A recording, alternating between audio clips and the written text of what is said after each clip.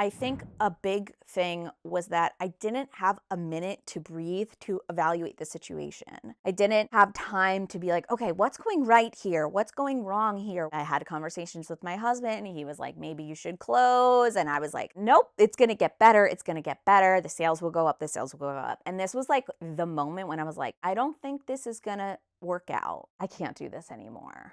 I am killing myself, it felt, like I am sending the emails, I'm doing the reels, I'm doing the social media posts, I'm doing all of the stuff that everybody says should work and that I had been having success with in the past, and it just like the orders were not coming in. I wish I knew like one magic thing that like went wrong, because I still kind of don't really get it. Welcome back to New York's Business Podcast. My name is Jacob Restituto. I am the host and owner of Restituto Media, a full-service photo and video company here based on Long Island. And today I'm with Brittany Shillingford. We have a really unique conversation because you were a business owner, I think in our conversation prior, you said for 12 years? Yes. And then you ended up closing your business. So we're going to talk about the ins and outs of running your business, how that was with motherhood and all that stuff, but also the process of how you knew when it was time to close the business. And I think it's a really unique perspective that you have, because I think that a lot of business owners, including myself, have been on the brink of like either pivoting or changing and pivoting in life, and or having to pivot as you did. And I think it's a really interesting topic. So I really appreciate your interest in being vulnerable in that. And I think that'll be a really cool conversation. So thank you for taking the time. Thank you for having me. My pleasure. So, for people that aren't familiar with you and your story, can you give an explanation of the business that you had, what you do, who you are, and then what you're doing now? Sure. So my name is Brittany, and my business is Bizzybcrafts, and I make headbands. So I did it, like you said, for 12 years. And originally I started hand making everything myself. And then when things got really busy, I guess technically hired a manufacturer, a small batch manufacturer in Brooklyn. And I was with them up until pretty close to the end, when I couldn't meet their minimums. And then I switched to using a seamstress based in Philly. And now I'm a therapist. Talk about pivot. So let's talk about this. So we had briefly spoken beforehand that you had your license to practice therapy. Yes. But then you had this small business that ended up turning into your full-time job, and you decided to put the therapy on pause and continue with this small business, correct? So what was that process like? Where did the idea come from for the business? And then how did it start taking off? So I was always a crafter. When I was little, I loved creating things and making things. And from middle school on, basically until I started my business, I was really into scrapbooking. So I always kind of liked doing things with my hands. And honestly, the origin story is a little boring, but I was in grad school, I was visiting a friend who lived in Virginia. I went to like a little boutique shop, saw a headband, and was like, I could make this. Classic. And then I bought, $300 worth of supplies to make one item. I feel like there's like a meme about that. And I completely was doing something different. They were headbands, but they were like metal headbands, which actually are like back in style now, but I think they're uncomfortable. Metal headbands, I was like gluing flowers on. The fact that anybody bought any of them is insane to me. But a little bit into the business, this girl I knew from high school, who you might actually know, asked if I could make a turban headband. And I was like, I don't know what that is. I did a quick Google. It involved sewing. I didn't know how to sew. But I told her yes, and I taught myself how to sew, and I completely stopped the hard headbands and just went into the direction of soft fabric headbands. And I just kind of started creating them as I needed. Like I was in grad school, I was getting my mental health counseling degree, I was a nanny, and I worked at a yoga studio. So I was going from thing to thing every single day. My classes were at night, and I was like, these are actually really helpful. I can't really do my hair because I'm going to yoga, then I got to go to my babysitting job, then I have to go to school. So if I just put a headband on, then I feel like a little bit less gross and a little more put together. And it turned out other people also felt the same way, and there was a need for it. So it wasn't really like I intended on starting a business. I feel like when you have a business, you're either in the camp of I've wanted a business since I was a child, or like this just happened to me, and I feel like I was in the definitely this just happened to me. I was in school to get my master's. So I don't think generally one would do that and spend all that money, let's be real, and then decide to do something else unless they hated the thing they were doing. I just really liked I just really fell in love with sewing. I started making clothes for myself and like clothes for friends, kids, and I loved it. And it was slow, so which was fine because I never thought it would be my job. I had a job. I had two jobs. And I was just going to school and doing my thing, and an order would come in and I'd make it, and it was super easy. And then I graduated school. I worked for 3 years to get, that's the requirement, 3,000 hours to get to take your exam, hopefully pass it, and then you have your license. Okay. So I was at my job and I was doing my business and it was going great and fine. And I finished all my hours. I got my license and I couldn't find a job that had everything I needed, was full time, had insurance, etc. And then all of a sudden it clicked like, oh, I could just work at a private practice, use my business income to help me financially until my clientele builds up with a private practice. So I was like, peace out. I left that job, started working at the private practice, and then about it was in December, about April, I had a spring launch, which is what I would do, seasonal product launches. What year was this? 2019. I'm curious to see where it goes, but I was curious to see like if it was this like social media was a thing yet or anything like that. Yes, So it that's actually was, of course, as you know, because of the date. But the amazing thing about it was that Instagram stories had just came out and people were really using them and they had incredible reach. Like you would post a story and then they would like my views were like 3,500, which is insane because I have so many more followers now and I'm lucky if I get like 1,500 views in 24 hours. Like some days it's 700. So it was really, really helpful because people would share, and even if they didn't have that many followers, I would get so many new customers from their share. And people would be like, "Oh, I'm sorry, I don't have that many followers." Like they would apologize for sharing because they didn't have a large audience. And I'm like, first of all, don't apologize. Women, please stop apologizing. Second of all, you have 300 more people that have just learned about my product that didn't before. And because of the way Instagram worked at the time, it really was like so it was so wild. Truly, I attribute like social media, Instagram specifically, to helping me spread the word. I didn't do any advertising; like it just kind of organically started growing. Um, so I quit this job, started working as a therapist at a private practice, and I was like, "This is great. I can do both things." My husband was like, "No, you can't." And I was like, "Why not? I don't see what the problem is. Like, I'm going to split my time." And he was right. I could not do both things because the spring launch came and I sold like I had 300 orders like immediately. Like people were waiting on the site at the time of the launch. Like I could see the live views and I was like, "Oh my God, what is happening?" And of course, I was like, "Oh, maybe it was a fluke, like who knows." So I made all the headbands myself. Also was seeing clients.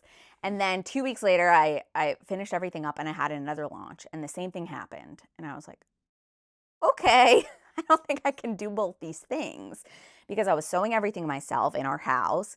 And I was also seeing 20 clients a week, which is, 45 minutes to an hour sessions. And I was like, this is not working out. I'm like running all over Long Island, seeing clients, going back home, sewing until all hours of the night. It was just not working out. And I really felt like this is an opportunity for me to try this path, when there's a fork in the road. It's like so cliche, but it was like, okay, well, this seems really cool. It's not something I ever thought of doing. It's not something I ever expected, but it's going so well. And we're in a good place to do it. Like, we didn't have any kids. We were married, but we didn't own a home. It was not very financially risky. I've had people ask me over the years, like, oh my gosh, how did you make that leap? And I was like, it didn't feel like a leap. It wasn't very scary to me. I just quit a really terribly paying job that I worked at for 3 years specifically to get these hours. I was used to barely making any money and surviving. We didn't have that many expenses. We were younger and it just was it was a different life. So I did it. My husband was skeptical. He was in support, but I think in the back of his head, and now I know because he's told me, like, I don't think this is going to work. But he was like, sounds great. You do it. We'll be fine.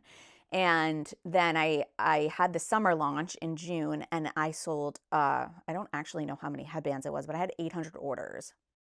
There was, again, hundreds of people waiting on the site, like immediately 800 orders. What was the price point per headband?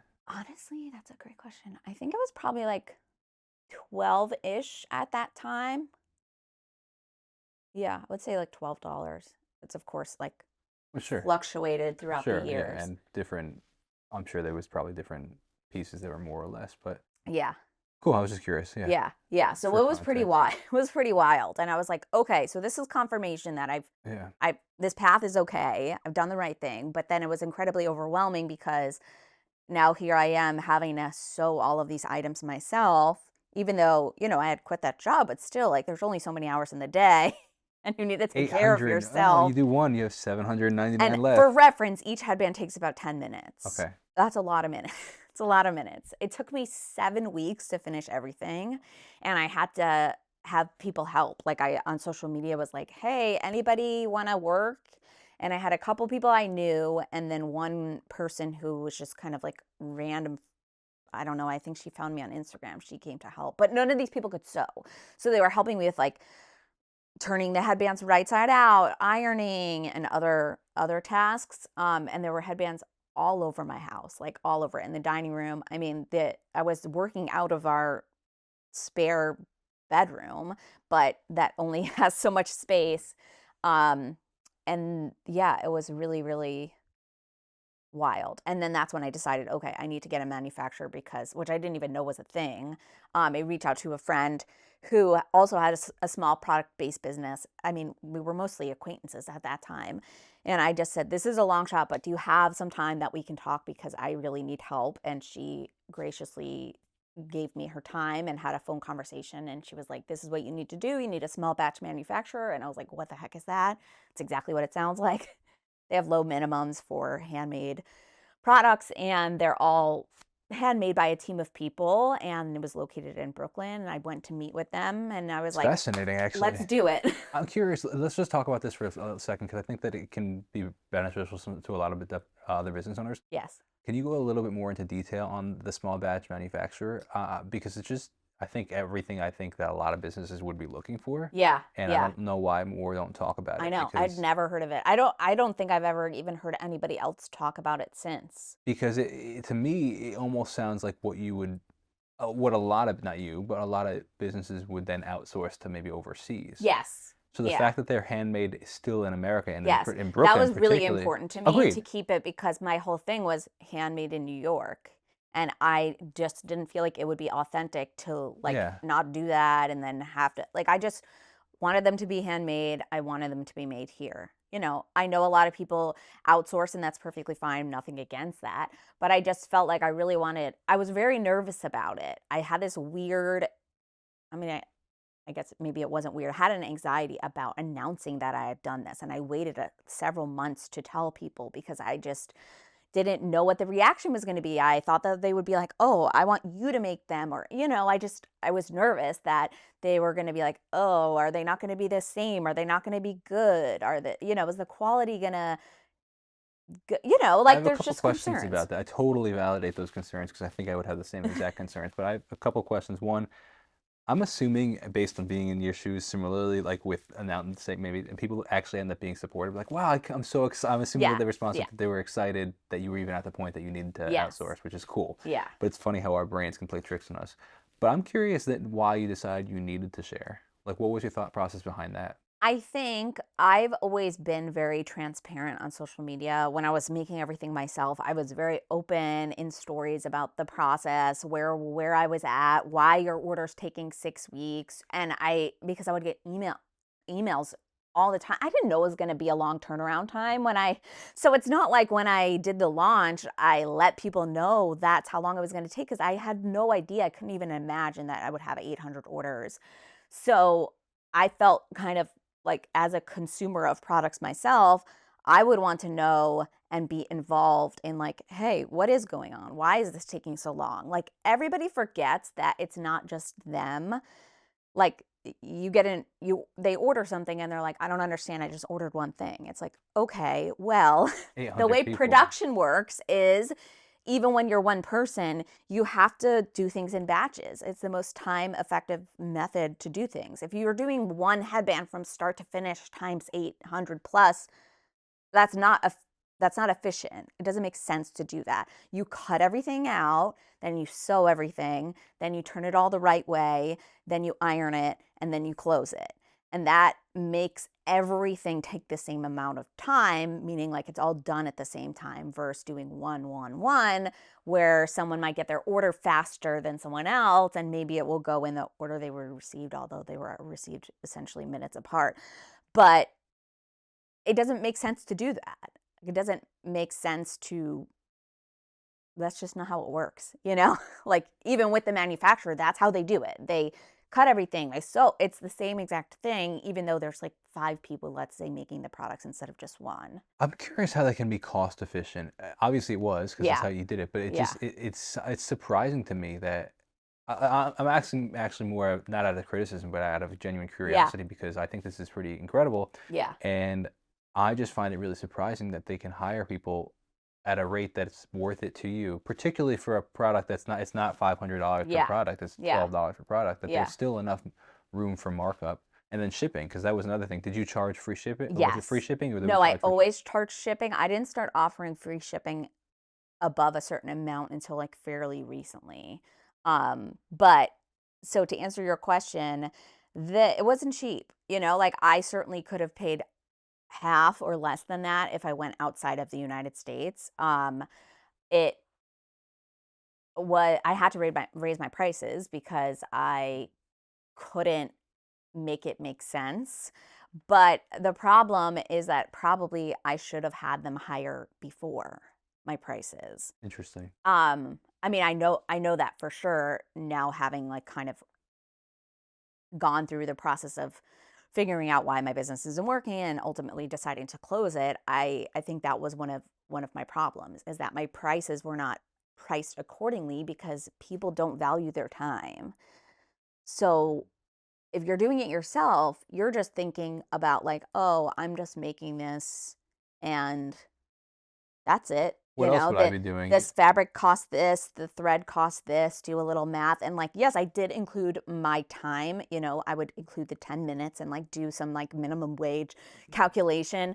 It's not like I didn't include it, but it certainly wasn't high enough. And then when you're outsourcing, they're paying all their employees. And the woman who ran this company, which technically was a small business as well, she was very upfront and she was like, these are the prices, and these are the prices because we pay our employees you said, livable wage.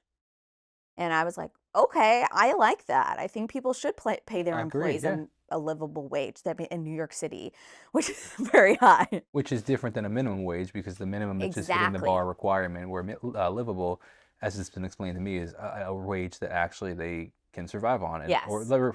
more so thrive Thrive. than Yes. survive. Exactly. Yeah, I think the minimum wage is kind of not a joke because that's like it's important, but it's not good. The minimum wage, Although the minimum wage now is very different than when you and I were both growing up. very different. Yes. My just a funny story about that before we continue is my first job was the Northport Library, Uh-huh. and I made 7.25 an hour, and I was there for 6 months, Uh-huh. and they were like, "Hey, you've been great here. We really love having you here. We want to give you a raise." And I'm like, "Wow, this is great, Yeah. cool." So they were like, "So based on the state, because we're state run, or I think they're state run, whatever." They were like, uh, "We can give you a 15 cent an hour raise," and I was like, and that I was would have the just moment. laughed. I was 16 years old, and that was the moment that I realized I'm never working for somebody again. I had a side gig of at the time I was giving guitar and piano lessons, Uh-huh. and I was making like this is again this is Probably like 15 years ago. $30 an hour or Yeah, well, something. yeah. At that Yeah. point, it was 25 to 30 an Yeah. hour, and then towards the end of it, my rates were 65 an Yeah. hour, or 65 for a half an hour. Actually, it just became ridiculous, and I was like, Yeah. Why am I what am I doing this? doing this? And Yeah. so I 2 months later, I was like, I unfortunately I was like, guys, I have to quit. Like, this is not justifying my time. Yeah. But that being said, my 16-year-old cousin a year ago was working at Wendy's and making $17 an hour, and Yeah. I'm like, dude, that's two and a You're half so times what lucky. I made. Yeah. But, and I don't know the calculations. I'm sure because of inflation, Sure, it going to the grocery store now, although I wasn't really going when I was 16, but I mean, even comparatively to 4 years ago going to the grocery store, I'm like, what did I just buy? So hopefully it's a little bit better for people, but still, I think it is not livable. Somebody cannot have sure. a minimum wage job and Particularly make it, this area on Long Island, yeah. particularly in this state. Yeah. Yeah. So Um, continuing along in this, so they paid themselves the company paid them a livable wage, yes. Yes. and which means you had to raise your prices. Yeah. So I had to kind of calculate that in because now when you're doing a calculation for product pricing, you include cost of goods, but cost of goods now included this amount of money that they were charging me. So instead of just whatever 175 for the fabric per the little piece, et cetera, I had to add in this amount. And it was a little scary because that was like another part of this was like, okay, are people going to pay more money for the same thing? Like hopefully Not it's a even the little same thing bit because, well, better because but it's also they not have handmade by you, professional, but yeah, exactly. They have professional sewing machines, industrial sewing machines, but also like it's not how much better could it possibly be? Like a lot of insecurities about that and the announcement and the whole thing, but it did end up going totally fine. And honestly, I now could do CEO things. Like I couldn't even answer emails because I was sewing nonstop. It was not conducive to life, like I felt like I couldn't do anything on the weekend. I was just sewing all the time and it became not fun. Like I really did enjoy it when I first learned how. And like I said, I was making clothes that has that's over at this point, like I'm not doing any fun sewing. I'm specifically, it's like boring almost in a way because it's like the same thing. I mean, some people find that kind of work nice, and satisfying, but I was only satisfied when everything was done. I was like, oh, thank God, that was horrible. I relate to this very much. And we were talking briefly about my story behind like how I got into this industry and everything, and we talked about YouTube and Hmm. how it became kind of monotonous after the same thing. And Yeah. it's funny because especially as a business owner, but then even farther, especially people as like somebody on like quote unquote a social media, Uh-huh. somebody that made a career out of social media, that like that's every 12-year-old's dream. And here Yeah. I was being like, this really kind This of kind of sucks. This sucks. feels like a Yeah. 9 to 5. And I kind of dreaded going to work the next day. And Yeah. yeah, it was in my studio and yeah, it was cool. I had the cool lights and camera, but I was like, This isn't it. this isn't it. It's Yeah. become the things you were passionate about because you overdo them or Mm. because they're overdone become Yeah. monotonous and you lose the passion behind Yeah. it. Yeah. I think that's why it is so important for people who are listening to this to know that you need to set boundaries because when you don't and you're working all hours of the day and you will burn out and you will hate it. Hmm. And I think a lot of people have a false sense of belief that like if I'm not answering emails, if I'm not doing this, if I'm not working all the time, X will happen. What it fill in the blank, the customer will be pissed. It's like, okay, guess what? We can't control other people. So you can do all you want to try and make them happy and not be pissed, but like ultimately they might be pissed anyway, and you're burning yourself into the ground so that customer isn't mad. Like set those boundaries, decide when your workday's over, have an auto reply and have a life outside of your job because we love what we do, hopefully, but it's not everything. And I think I didn't, at the time, of course, I like literally felt like I had to keep it going. But I think once you get a little bit older and have kids, it's just like, oh, I got to reevaluate because these are my priorities. And like, yes, I need to work so that I can feed these babies, but also not all the time. It's not as it seems, I think, when you get started. Priorities are an interesting thing, and it's funny that we're talking about them. I actually this morning sat down and wrote down my priority list Oh, I and was like like in the sense that. of like what's actually important and Yeah, from all the things that like even this podcast was one of them and where does that sit falling. on my compared to my wife or my daughter or Yeah. the other work that I do or my hobbies or my like where and trying to and I actually took the time to write it down because I was like, you know what? I think that things have gotten skewed. And Yeah. I think I put things where they shouldn't be without even Realizing. realizing it because it's Yeah. just like, oh, this seems important. But when you actually like compare it, it's like, actually, this isn't as important. I don't know why I was acting like it was. Yeah. It's easy to not even realize that you're doing it. Yeah. And I think that's why it is helpful to evaluate and see, like, is this decision lining up with my priorities? Am I showing up the way that I want to show up? Because it is a choice, you know? And it's so easy. Yeah, like a squirrel. I'm like, oh, hey, look, there's. So, but so that's so. What year did you end up outsourcing? All of this sewing, the When was that? What entire, year? oh, when? So it was 2019. Oh, so when things started picking up Yep. then. Yeah, that Pretty summer. similar. Like so after the 800 orders came Yes, in. Okay, exactly. so So that was the you had summer two and spring drops, to spring. the It was summer, the summer and then and then I outsource. was like it was actually in June that I went, or the end of June that I went to meet with this woman, and she was like, "All right, everything sounds great. If you want to have a fall production with us, then you need to do it. You need to have everything to us by the end of June." And I remember looking at the date and I was like, "That's now." Like I swear I probably could bet money that it was like June 25th, and I was like, I'm sorry, what?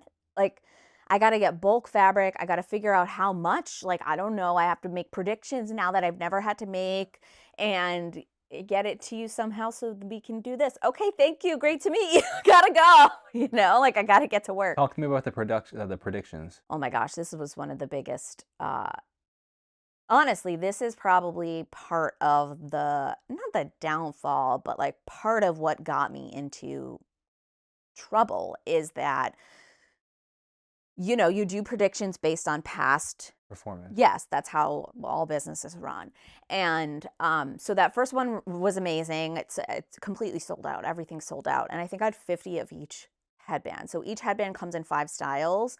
And I had 50 total of each print or solid color. And it was great because everything sold out. Although, of course, that makes you wish like, oh, I wish I had a little more so that I can sell more. But as time went on, the following year, 2020, was my biggest year in business, and I made close to $1 million, which is crazy because it was like a $13 product. Wow. Yeah. And also made me feel very happy that I had chose to do this. And it was 2020. I was pregnant. Like there was a lot of life things happening. We bought a house. Thanks to my business and the successful year. But because of that, and because of how well it was doing, I projected that it would continue to do well. So the numbers, I either kept the same or like made a little bit more or tried to base it off of what was happening. But that is not what happened. The sales started to decrease. And what happened was I ended up with all of these extra products. And I guess one could say like, oh, it's not a problem because it's not like you make cupcakes and everything's going to go bad. But it is a problem when you have a seasonal launch and it's for a limited time. It's for 3 months. And then once the 3 months is over, I would have like a sale if there was anything left over. But that didn't really happen until later on. And then those would go goodbye. And then I would have the fall launch. And then that, that was the business model. So I couldn't have 500 headbands left over. Also, that's money I've now spent on a product and now I'm discounting it. Like it started to become a problem and it was making me feel bad about myself. Like I predicted wrong. I didn't do a good job and now I have all this stuff left over. I had like such a bad feeling about the thing that I did that led to have all of this. Like you didn't predict correct. Meanwhile, like I didn't go to business school. I didn't freaking know what I was doing. I was just like, okay, this seems to make sense. I'm going to base off of the last month. And then that did work. That went well in 2020. Almost every collection sold out. Mm. Like So there's 4 collections in 2020, and each one of those did exactly. Yeah. And very well. I remember doing like I had a basics collection, which was like a solids collection for the first time because previously I just had like a couple solids in the seasonal collection that were like springish or winterish. And people were like, I want a black headband, I want a white headband, I want to, so I was like, okay, I'll do a basics collection. And that went well. But yeah, overall the year went well, and 2021 wasn't bad. Now looking back at, the last couple of years, it wasn't terrible, but when you do so well and it goes down as opposed to going up and, going on this nice little graph that you imagine, it felt bad. It felt really hard. I also had a newborn, and I had a baby in January 2021. So I was like trying to navigate being a mom and, oh, okay, I got to work, but like, what do I do with this baby? How do I, how do I do all of this stuff? When you live your life one way and then you bring a child into the world, for me personally, it was very difficult because I was used to, if I had extra work to do, I would do the work. I very much relate It's to that. really hard. Very much relate. Yeah, it was the lifestyle that I had as a person who worked for myself. I was just like, okay, this Yep. needs to be done, that needs to be done. I got to run to the post office. I got to work late. Okay. And my husband will feed the cat and the dog. Like, it was just like, Yeah. we also as a couple were very like independent. Like, we're not super attached to each other because of what he does. It wasn't like every single night we were eating dinner together at 6 p.m. Like, that wasn't our life. And then you have a baby and you're like, oh, so I can't just do whatever I want. I can't do whatever my business needs to be done when it needs to be done. And that was a ginormous adjustment. And seeing the numbers go down really was confusing and hard. And, still trucking along, but I was like, okay, what's happening here? And then the next year came and it was like down even more, down 30% from the year before. And I'm like, oh God, this is okay. I'll keep putting out the pretty prints and I'll keep. So what do you think attributed it? Because so it's interesting because I actually relate very much to the YouTube. Uh-huh. 2020 was one of my best years. Yeah. 2021 I did really really well as well. But after that, like maybe mid 21, maybe end of 21, it Yeah. really slowed down, and like Yeah. it was a trickle for a year. It was a very slow trickle, but it was a trickle for years until finally in 2024 I was like, I can't do this full time anymore. Yeah. It's not paying the bills enough, and I had to pivot. Yeah. So I relate, and there's a couple things that I attribute mine to, Mhm. but I'm curious what you attributed it to. What do you think 2020 did so well, and then why do you think it was trickling out? This was like such a frustrating. I'm not frustrated at you. I've healed. But people would ask me that, like, what do you think? Why do you think it's not going well? And I want to punch them in the face, honestly, because I'm like, if I knew the Well, I answer to apologize. that, Yeah, no, let's. I'm not mad at you. But, Now we're this in is hindsight, but that's a this is very fair question. when I was deep in it. I was like, I don't know, if I knew I would be able to fix it, possibly. We can't fix everything. But it was really frustrating because I didn't understand. Sure. I knew for sure because I heard from people that in 2020, people were home, people were working from home, they're on the Zoom. They're like, oh, my hair looks bad. I'm going to throw it up in a bun and I'm going to put a headband on. People would say that they like to get a little treat in the mail. It wasn't, the price point probably at that time was like $15. So it wasn't expensive. A lot of people were struggling financially, but the people who weren't could pay $15 or, a little bit for a couple of headbands. It wasn't luxurious. It wasn't like, oh, I'm getting this fancy dress. It's like, this is something you're going to use all the time. People could justify paying the money and supporting a small business. That was a big thing. At least local, support local, go get takeout, go support to keep these businesses in business. And so I think that was a huge thing, which is like good to know, but also frustrating because it's completely out of my control.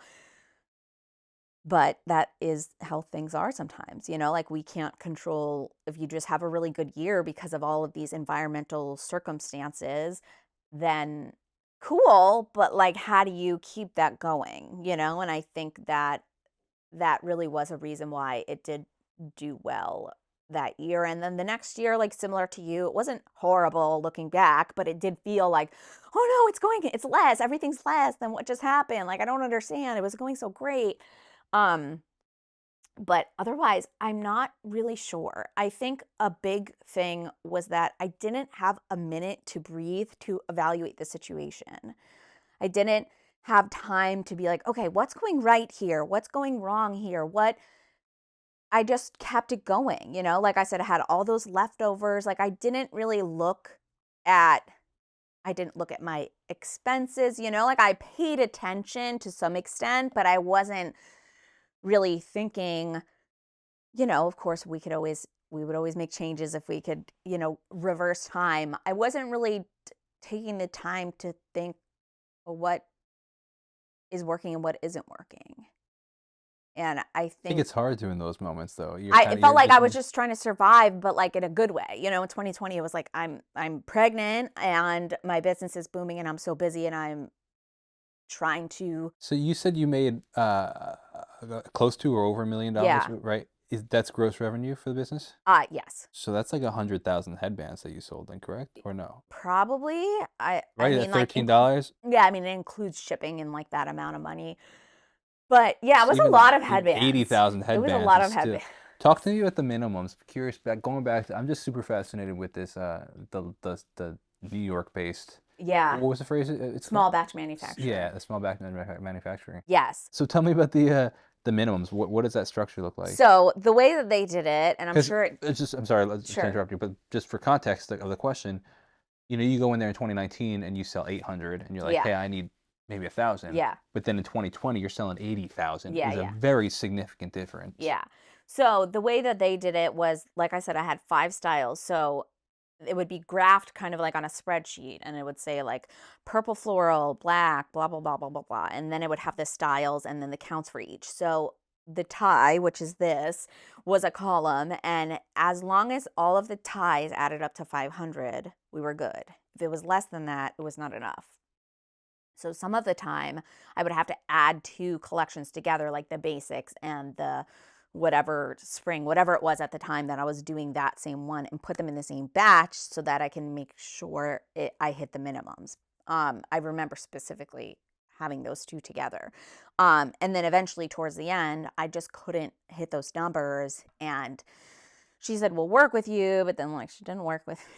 It was like, cool. I think she maybe like didn't realize like how low it was going to be. And I was just like, I can't, justify, like each batch was like 15 grand. Mhm.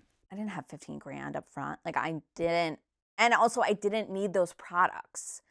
It was both like I didn't have the money and also I didn't need to spend the money and potentially have extra headbands. It didn't make sense. Like I had been learning, like I am over having extra product. I don't want to have to buy another cabinet to put the product, like I want it to come in and go out. Like I liked that. It made sense. It didn't feel wasteful. Like I didn't want to do that anymore.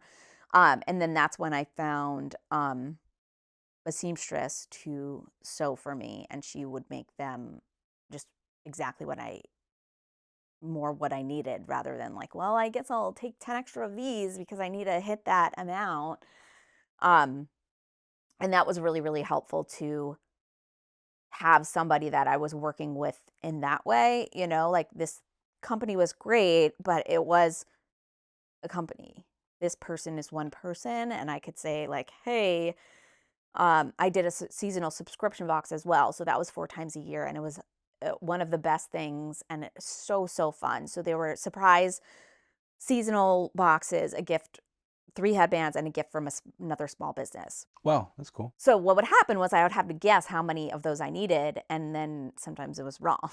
Most of the time it was wrong. About 20 to 30% of people would cancel each time.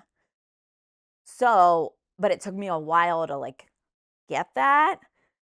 So it would have all these extra subscription box headbands, and they're supposed to be exclusive to the box. So I can't just be like, here you go, everybody, buy them on the site, because that makes no sense. The business model is that this is Exclusive. yeah.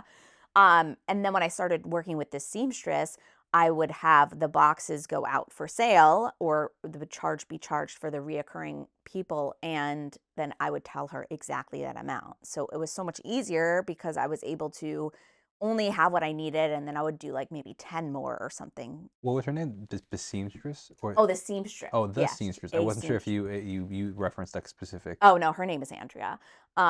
She's What wonderful. year was this in? So I started using her in 2023. Yeah, my son was born. I found someone local because that's what I originally wanted. I wanted the person to work in my office, and she ghosted me. She left the key. I had it. She was doing a St. Patrick's Day headbands. She had come to work one day and then she texted me and was like, this isn't working for me. And she left the key under the door and I had a 6-week-old. And I was like, are you kidding me? Like, The woes of business owning. yeah, right. It's Yeah. just And then I'm some of like, these stories are just too funny. postpartum, recovering from a C-section, having to like sew these headbands myself because people already ordered them. Like they're they needed to go out. It was so wild. And then I put an ad on, I think I put it out on Craigslist. What a throwback. And this woman, Andrea, messaged me on Instagram and said, like, I saw your Craigslist ad. I know that you wanted someone local, but I do this for a living. I work with another small business. I if you're up for it, like I'd love to work for you. And at first I was like, I don't know, like I don't want to, then I have to ship my fabrics and then they have to send the headbands back. And, but honestly, it's been great because She was still New York based, or? no, so she's in Philly. And I was like really iffy about it. And it was honestly great. It was, she's very organized. She like has her spreadsheets and the, like I type it in, she can see it, on Google Sheets, and it was really great. Honestly, I don't know what I would have definitely had to close way earlier if it wasn't for her because she was able to, like I said, just make whatever I needed. And then for the last couple towards the end of my business, I was doing pre-orders. So I would put it up, get the all the orders, and then she would make them. And that was really, really helpful because I didn't have to shell out. And it's funny because old me customers would ask for pre-orders. They would be like, can you just do a pre-order so that like we can order it, because everything was selling out in minutes. And they were like, I just want to order it and then we'll wait for it to come. And I was like, no, no, no, no, I do not want that. I do not want to have this looming over my head. I'm the type of person that Understand wants to that. be like, check, done.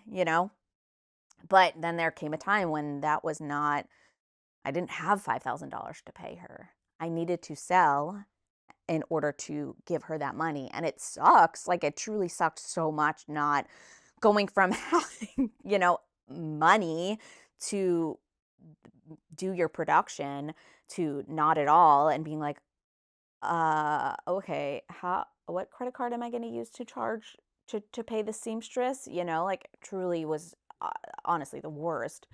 But it's been really, really great having her. And it's like, no one needed to be in my space. It's kind of nice. I was like, oh, this is cool. Like, I don't have to employ somebody. It was different. Like, it was like more contractor, like you make these for me, send them to me. Like, I'm not her boss. Mm. So now talk to me about things slowly trickling down, and now it's 2025, Yeah. and you closed the doors about a month ago, right? So technically, I decided to close um last year. Well, I'll go back a little bit to give you some context. So in December 23, I was like, actually on New Year's Eve, what a bad time to open up your emails and look at your bank account. It was honestly one of the What did worst. we say? Boundaries. You gotta set I know, boundaries. I know. We were driving to the city to see the ball. Oh, really? Yeah, You've done it's that our before? tradition. Yeah, Really? You're yeah, crazy. I know. Well, I'll tell you after our little our hack. But it was one of the The hack that you wear diapers so that you don't have to. no, the hack is we get right in because I have an in. We Oh. just walk right through at like 11:30. That's the best. No, only my children have worn diapers in our household, luckily. Um, so I saw that I had essentially no money. I had $100 in my business bank account. And like, let's just be real and transparent. I had $100 and I had rent to pay the couple of days later. It was the 31st. Rent for the. For my office. Oh, okay. So you had an office outside of the house. Yes. Yeah. So when I got the manufacturer, I got an office in Long Beach at the time. But then when we bought our house, I got a different office close to where we live. So I had the rent to pay. I had somebody helping me with stuff. So I had to pay her and obviously lots of other business expenses. And I was like, oh my God. Like just the feeling I know that It feeling. I've it been there.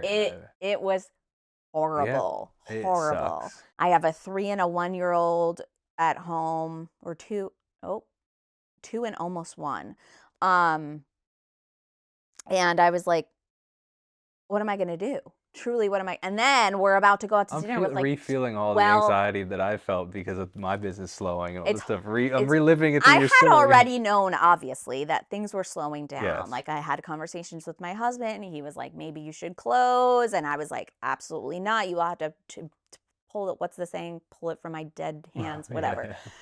I'm bad with sayings. And I just was like, "Nope, it's gonna get better. It's gonna get better. The sales will go up. The sales will go up." And this was like the moment when I was like, "I don't think this is gonna work out. Like, I've got to do something." And I literally the next month, well, which was the next day technically, I figured out how to go back to practicing therapy because I couldn't pay myself. I had to essentially get a job. Thank God the path that m- diverged was able to merge, and I was able to do that, like, thanks to my past self for going along that path, because this really wasn't ever a thing that I thought was going to be a chapter in my life, and I had a lot of bad feelings about going back to practicing. And I didn't it wasn't because I didn't like it. I didn't even know if I liked it. I did it for 4 months. Like, I barely remembered it. It was like a lifetime before, when you do something and then you don't do it for 5 years and you have 2 kids in between and you run a business. Like, I was just like, I don't know, did I like it? But it wasn't about that. It was just like, this is not the plan. The plan was, I'm going to quit my business, my therapy, to run my business full time. And it's like, that was it. That was what it was. So I felt really bad about it, but I was like, this is what I have to do. Like, luckily, I can do this versus doing something else I don't care about or have any passion about. It just wasn't what I thought was going to happen. And then I was probably doing that for like 5 months. It was going fine. And like, it felt okay because I'm now paying myself another way. I'm not employing myself, which is a huge difference. And I wasn't even paying myself enough, honestly. Like, I was trying to figure out previously, like, how do I give myself a raise? But I was still wanting the business to do well. It wasn't like I just wanted it to disappear. No, I wanted to be comfortable and know that I could pay myself another way. And then also, I was like, if the business starts to do well, imagine I could pay myself from both things. That would be cool. In my brain, I was like, it's going to get better. So, like, the money will flow in and out like it had been, because that's what had been happening for 3 years. It was fine. I would spend money, it would come back in. It was like, cool. That's how it works, right? And I think I told myself that that is how it was going to continue to work, even with the proof that, like, it wasn't working. And then that was it. That was it. It was like, okay, this is now really bad. Um, so then around like September, October, I was like, I can't do this anymore. I am killing myself. It felt, like, I am sending the emails, I'm doing the reels, I'm doing the social media posts, I'm doing all of the stuff that everybody says should work and that I had been having success with in the past, and it just, like, the orders were not coming in. And it I mean, the amount I cried about, like, coming to this decision. At first, I was like, okay, maybe I won't close, maybe, but, like, there was no way to scale down to side hustle. And I was so frustrated about that because I was like, can I just, like, do it less? But, and it's funny because, like, it's not like I was a big business, but because I had done so well, I was, like, up here with the expenses and the debt due to, it was like, I can't just be like, nah, nah, nah, never mind. I'm going to go back to having this be another thing. It's like, you can't do that. You can't go backwards in that situation. Some people can, but in my situation, it didn't make sense. And also, like, time wise, I was like, well, now I'm doing this thing and I want to put my attention on this thing, which is why I quit originally, because I couldn't do both things. So now I'm like, I got to focus on this and I got to try and focus on myself, try and get myself back to a better place, take care of myself, take care of my family, and like get this burden off of me. Like it truly became so much weight, and it wasn't fun. It wasn't fun anymore. This was end of 23, or was this end of In 24. Yeah. Yeah. And then so I announced that I was closing. I think it was October or November. I had already like decided, and then like a of month 23 or 24? 24. Okay. And then a month later I was like, all right, here we go. I have to announce. And guess what happened? Business picked up. Yep. Oh man, is this like, did you take this out of my journal, my business journal, my journal? Because like this is exactly the same exact thing I have in my business. It It trickled down. I was like, I got to the point where I was like, I need to find a job, yeah. and I was highly overwhelmed because I was highly underqualified because I didn't have a college degree because I dropped out of college. Yeah. I've been doing music for 10 years, so anything I was like Trying to look for. trying to look for, like I was like minimum wage work, and I was Yeah. like, it doesn't make financial sense for me to leave like like to work for $20 an hour. Yep. Like it didn't Yeah, it's like you logistically want make it had sense. to balance out. Yeah, and Yeah. it didn't. And then business picked up, and I was like, oh, this is great. And then it dumped off again, and then that's where I had to make the pivot to the photo and video work. Yeah. But I very much relate to that. So continue. So business ended up picking up. And I knew that was going to happen because I have another small business friend that ended up closing right before I did, and that happened to her, and I was like, it's going to happen to me. Like reading the comments of her post, like, what am I going to do without you? And it's like, well, I don't know. It really, I would say, it took a lot of therapy, but I didn't literally go to therapy, but like it took a lot of work for me to get. I was so bitter. I was like so thankful for the support, but I was like, are you kidding? Where were you 8 months Exactly. ago? Yeah. Exactly. And my husband, who is very, very different from me, was like, you can't think like that. And I was like, well, I am. Okay.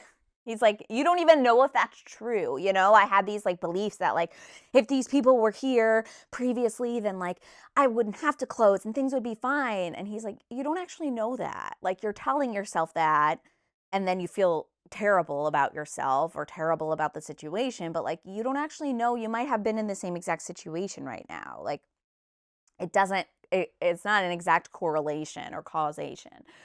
So I had to kind of work through that because I didn't want to be like bitter and mad at these people who were supporting me. Like, I didn't want to be rude. Not that I said any of this out loud to any of them, but and a lot of people were like, oh, good for you for focusing on your family and making that decision for your family. And I was like, yes, but, like it's more complicated than that. And I'm not going to like blast that on social media because it just doesn't feel appropriate. But it was frustrating because I didn't want to quit my business, like, and the way it was perceived, and maybe that's my fault for the way that I worded it, was that like, it was a choice. And I guess technically it was a choice. I could continue doing what I was doing and like get myself into More debt. more debt. So what day actually was it that you ended up shutting the doors? That, hey, we're done.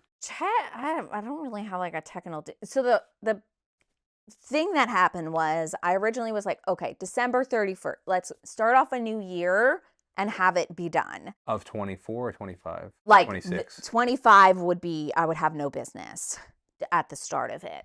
But then I had all this fabric left over. I had this seamstress that was helping me. And I was like, I don't know, the orders have been coming in. Maybe I should just do like a pre-order and say like, this is your last chance. Here are all, like, I had some fabrics at my office. Actually, they were at the manufacturer. I had to pick them up because they were moving. So I had fabrics from there. She had some fabrics, the seamstress, at her studio.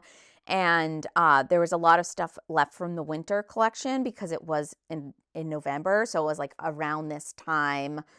And I was like, okay, maybe I should just offer up one more chance. So I did, and it went really great. And I was so thankful. Like, people were really interested in ordering some of the old subscription prints that were available. And, a new customer doesn't know that it just doesn't matter. The whole collection thing is like, I don't care. That's cute. I want to buy it. So I did a pre-order, and she finished those up in April. And then I was like, okay, fine, one more. So now we're done for real.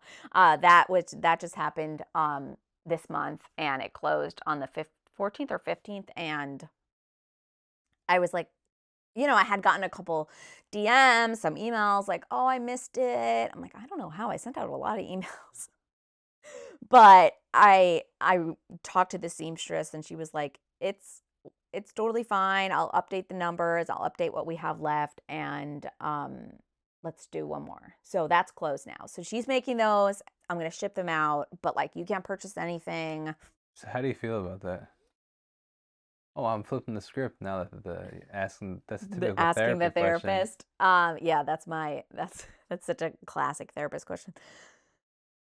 A little, it's so complicated because a small part of me is like, can I figure this out? Can I make this work? And I'm like, but it wasn't working. So what do I think is going to be different? Like, I can't do the same thing and expect different results, right? That's the definition of insanity. So they Yeah, say. I don't know. sure. Never looked it up. Uh, But like, what is gonna change that will lead to different results? I don't know.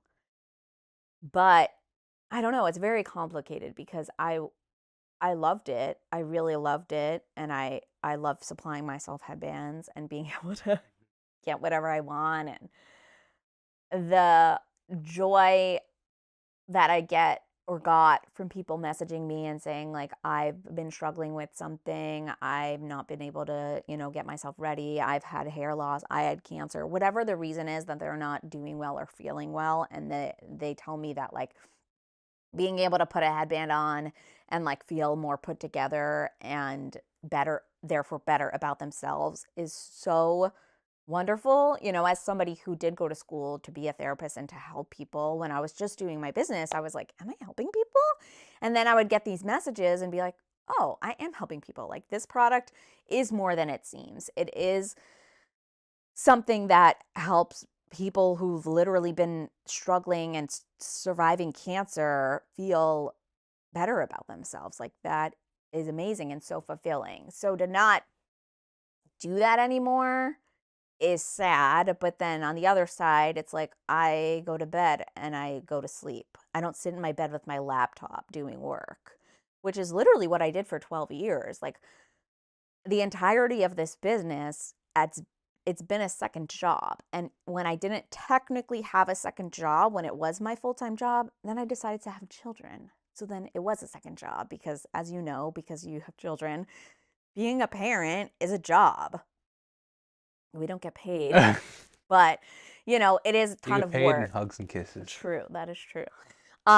So being on all the time is exhausting, and I didn't sit down and watch TV in the evening with my husband. Like, I didn't participate in any, like, I hate to use the word normal, but like normal, like, oh, we eat dinner and then like we relax and we watch a movie. No, I had my computer at all times, always. Like, I couldn't talk about boundaries. I couldn't stop trying my best because I knew that it wasn't going well. And I was like, I got to do stuff. I got to send the newsletter. I got to make the video. I got to, do everything I can so that I could say I tried everything. I didn't want to. I had this thing, and I used to tell people this. It's not, I can't fail if I don't quit. Just keep it going. If you quit, if you choose to quit, then you failed. And then I did choose to quit. And I was like, it failed, and also I failed. Like, I'm a failure. That's what happened. The business didn't work out because I suck. Do you still believe that? No, but I certainly know that there were things I could have done to help it. Sure. But I wish I knew like one magic thing that like went wrong, because I still kind of don't really get it. It's like I it understand seems that. like there's little things, but I'm like, what happened? Like, how could you go from this to this? I totally understand that. And the thing that helps me keep peace at mind, I mean, aside from my faith, because that's a big thing, is my faith has helped Mhm. me get through a lot of that, because I relate very much to your story. Um, is the idea that life is long. Yeah. And I don't know. Yeah, it didn't work out. I'm not saying this is not also for false hope, because Yeah. I'm not saying anything was going to happen. But for me, at least, I have no idea what 5 years from now looks like. You Yeah. know, maybe I learned something that just shifts my business, that then opens a new opportunity, that then I can Mhm. go back to the music, more focusing on music. Or I have no idea. I have no idea. There's a million things that, as I've seen from living life, things can change in an instant. You Yeah. know, and who knows? I don't know. Maybe 25 years. I have no idea. Yeah. And that there's a little bit of hope in that. But if not, I've also made my peace with the fact that, hey, I'm gonna die one day, and it's really not gonna matter. Yeah. But I wanna wrap it up with pivoting briefly on what you're currently doing and your current role as a therapist. Sure. So, like I mentioned, I went back to practicing last January, and then in August, I was like, all right, I'm ready to work for myself again. And I left who I was working for, the practice I was working for, and I just went off on my own. I didn't realize that I was like a work for myself at heart person, even though I had my own business, because I never sought out to do that. You know, some people are like, I can't work for someone else. I'll never, like that's like they know that about themselves. I didn't realize that until I didn't realize how much I enjoyed working for myself until I went back to working for someone else. And even though it wasn't anything against him, he was lovely. He wasn't up my butt or, like it wasn't, I was a therapist in his practice. So like I literally didn't even see him. I worked fully virtually. Um, because I already had an office space. So I was like, I'm not going to go to your office space. I've got my office space. I'll just sit here. I'm already paying for the rent. Um, and it was just the fact that there were like rules about working for somebody. Just, it makes sense. You need to do this. If you want to block off your time when you don't have clients, you have to let admin know. And I was like, no, I'm not going to I can't do that. I did do it, of course. It's not like I was like, screw you.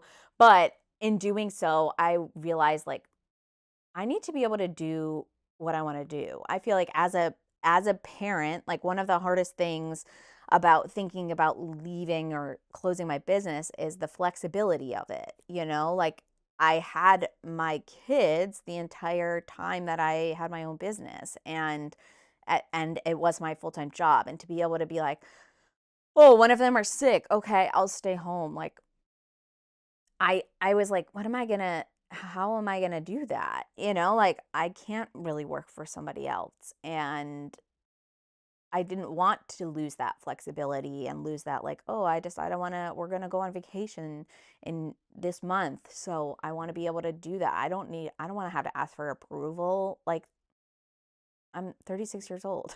So tell me lastly about how you find new clients now that you have your own practice. What does that look like? So I ideally would do like networking and put myself out there, but I don't do too much of that because who has the time for that? But honestly, it's been very successful just what I've been doing.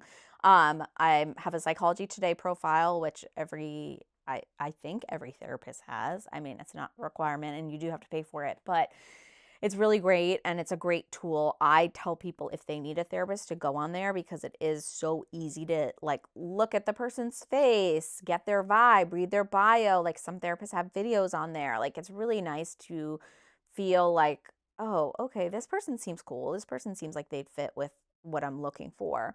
Um, like we're not supposed to judge a book by a cover, but like we do, right? Sure, there's no Like, question about it. you want to be working. I think it's a survival instinct, and I think you can take it to an extreme where it's Yeah. probably not good, but I think it also keeps us alive. Yeah, I think so too. And people want to see the person. They want to, like, oh, are you super old? Like I'm, 20. I don't want a therapist who's 65. Like, and I know this because I've heard this from people.